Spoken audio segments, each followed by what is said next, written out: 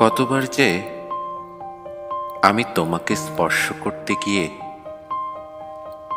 গুটিয়ে নিয়েছি হাত, সে কথা ঈশ্বর জানেন। তোমাকে ভালোবাসার কথা বলতে গিয়েও কতবার যে আমি সে কথা বলিনি, সে কথা আমার ঈশ্বর জানেন। তোমার হাতের মৃদু কড়া নাড়ার শব্দ শুনে জেগে উঠবার জন্য দরজার সঙ্গে চুম্বকের মতো আমি গেঁথে রেখেছিলাম আমার কর্ণযুগল। তুমি এসে আমাকে ডেকে বলবে, এই ওঠো, আমি আমি আর আমি একই শুনলাম।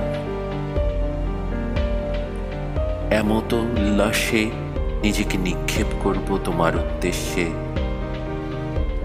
কতবার যে এরকম একটি দৃশ্যের কথা আমি মনে মনে কল্পনা করেছি, সে কথা আমার ঈশ্বর জানেন। আমার চুল পেকেছে তোমার জন্য, আমার গায়ে জ্বর এসেছে তোমার জন্য।